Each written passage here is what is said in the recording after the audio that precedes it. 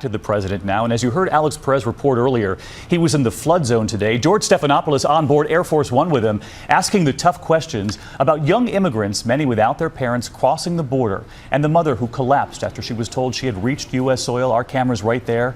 Well, George Stephanopoulos, in his exclusive interview with the president, he asks, and the president offers a message to immigrants thinking about sending their children across our border.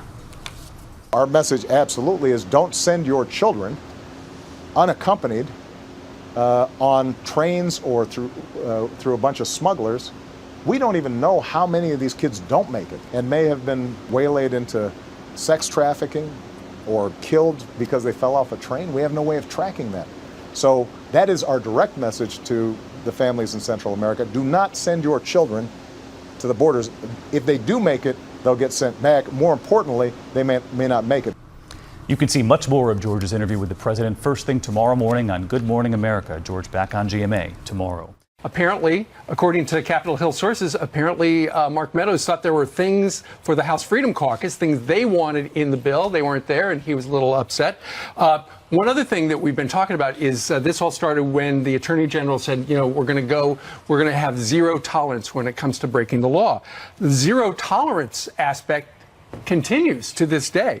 It's going to, it will prosecute adults who try to come into the country illegally. But what it'll do is they're going to try to keep the families together as a unit while it's being adjudicated. So they're, as we heard from the judge, they're trying to speed things up. They're trying to get more judges. And the president has reached out to the Department of Defense and said, could we have some of the facilities in Texas, New Mexico, and Arkansas to make this happen? All right. So the president of the United States says, you know, it's unbelievable that we got to try to pass immigration reform with Democrats who in the past were on the record supporting a lot of the things that are being proposed right now. The same people with just darker hair. President Trump actually tweeted this out. Don't worry, the Republicans and your president will fix it. So he goes at it. Meanwhile, in the past, here are the Democrats, including some very familiar faces, weighing in. Our immigration system is broken. Illegal immigration is wrong, plain and simple. All Americans, not only in the states most heavily affected, but in every place in this country, are rightly disturbed by the large numbers of illegal aliens entering our country. The people who should be here are those who come legally. We have to send a clear message. Just because your child gets across the border, that doesn't mean the child gets to stay. Right. Unbelievable. So this is what the White House put out to say. Do you realize what I'm dealing with? I'm dealing with people who aren't even sincerely answering or trying to solve a problem because they're on the record agreeing with me, but because I'm president or Republicans are in power, they won't. Ben Shapiro. So the same problems that President Obama had back in the day, and that's why it wound up in court, and that's why we are where we are. What do you mean, President Obama? Because when President Obama was president, you could not keep a kid incarcerated, essentially, detained for more than 20 days. And so that's what President Trump was saying. He said, look, my hands are tied. This is what the judge had said. And that's what Judge Napolitano said. Jeff Sessions has gone back to that original judge to say, could you extend it past 20 days? Well, it's just interesting that the left supported President Trump's exact agenda years ago. Now they have flip-flopped, and Ben Shapiro says it is just an outcry from the left because they don't want to agree with anything that this president tries to pass. Listen.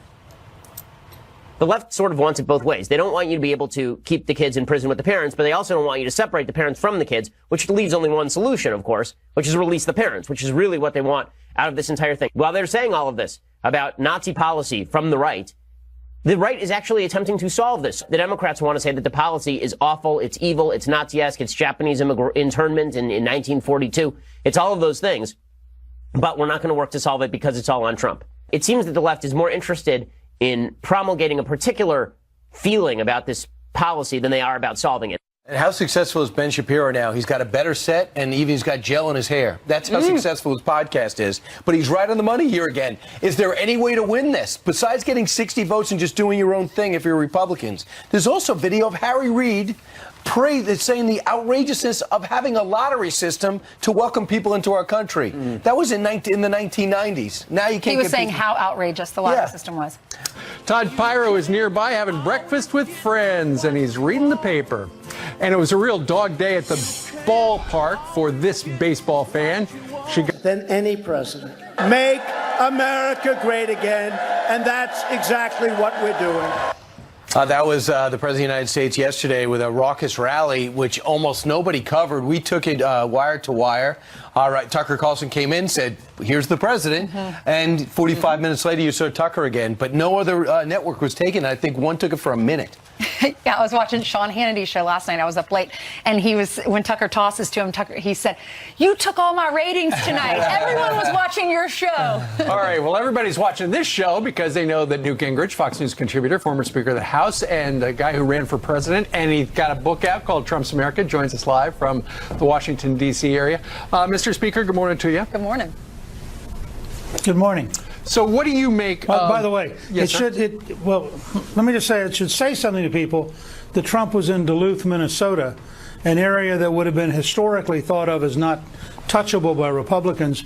And there's a real chance, as the Democratic Party runs to the left, that you're going to see Minnesota become one of the really bright spots for the Republican Party this fall, with Tim Pawlenty getting reelected as governor, probably picking up at least 2 House seats, and I think maybe winning a U.S. Senate seat. So that's something nobody could have predicted 5 years ago. He said last night that Hillary Clinton narrowly won in 2016, and he said he thinks I predict I will win in 2020. Do you think that'll happen? Yes, I think he'll win in 2020, and I think he'll have a Republican governor helping him, and I think he will have increased the Republican delegation. Right. There can't be a blue wave in this country if we're winning in Minnesota. Hey, Newt, let's just be clear about what's going on. Right. He felt a couple more visits, he would have had it last time. Mr. Speaker, you did point out that the optics on this whole immigration issue were terrible, that Ronald Reagan would have picked up the first time he saw a child crying on television. He would have acted. How much damage was done to the president through this, whether it was deserved or undeserved? Optics matter. What do you think? Look, I think it hurt him briefly. I think he figured out that there was not a sustainable policy. He signed an executive order. Oddly enough, the very Democrats who wanted him to act came back immediately and didn't like the fact that he acted. But the president has the right position, which is, yes, we want to keep children with their families, but we also want to control the border. The Democrats want to use the children as an excuse to go to an open border where tens of millions of people could flood into the U.S. Remember, there's been a huge increase because of the cartels and because of the Mexican government. There's been an enormous increase in the number of people coming out of Central America. And even the Obama administration had a zero-tolerance policy. And you can find quote after quote of the Obama administration leadership saying, we're not going to let people come across the border illegally. Right. And so the president signed the executive order, and what it does is it asks the attorney general to try to modify the court order. This is the same battle that the Obama administration fought and lost when they tried to jail families for more than 20 days. The judge said you just can't do that, and that's what brings us to today. And you just mentioned the former president and some of his quotes. We've got one from Facebook. This is President Obama. He wrote, "To watch those families broken apart in real time puts to us a very simple question. Are we a nation that accepts the cruelty of ripping children from their parents' arms, or are we a nation that values families and works to keep them together? Do we look away, or do we choose to see something of ourselves and our children?" I think he was talking about National Refugee Day there. But was he referring to this policy in particular? It came out on National Refugee Day. What's your reaction? Look, it's his administration, in response to a huge increase in the number of people coming out of Central America and the deliberate development by the drug cartels of human trafficking on a large scale. His administration announced a zero-tolerance policy. I mean, he should have talked to his Homeland Security secretary. So there's a certain amount of really remarkable hypocrisy on the left right now.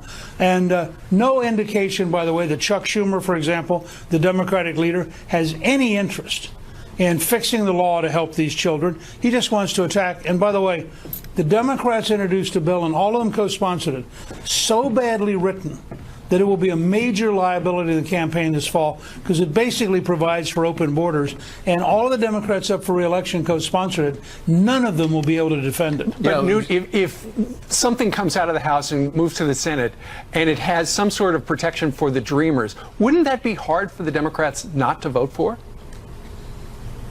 No. The Democrats will say if it has the wall in it, we won't vote for it. Look, the level of dishonesty and the level of just brutal partisanship we're now living through is exactly what you get when you have this scale of change in the political structure. These were all Democrats who were prepared to work with Hillary Clinton, who are now prepared to fight literally all the way to the end against Donald Trump. No matter what Trump does, they're going to attack him for it. And they're going to try to avoid helping. I think it's going to cost them 6 to 8 seats in the Senate by the time this is over this fall. That would be put them over. That would put them right around 60. And Newt, there's 2 measures going to be working their way through the House today. Will either one of them get through?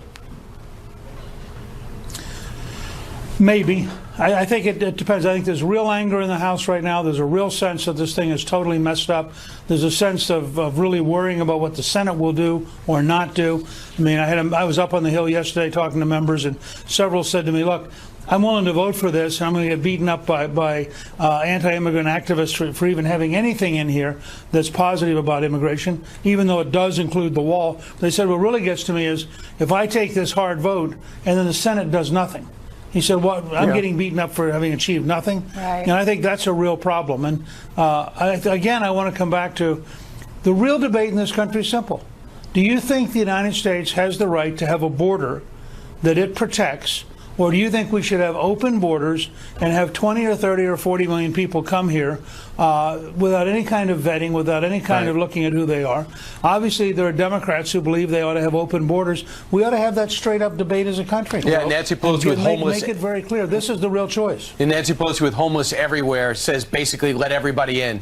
They're going to take the votes this afternoon. Let's see what they do. Newt, thank you very much. Thanks so much. Had the media, the left, they were up in arms about, everyone actually was up in arms about parents being separated from their kids. That bill right there that he's signing, or that executive order that he's signing, is now going to allow the parents and the kids to be together. Right. Nobody likes to see children separated from their parents, and the president had said he had no choice but to separate them. So it's a rare reversal with that executive order.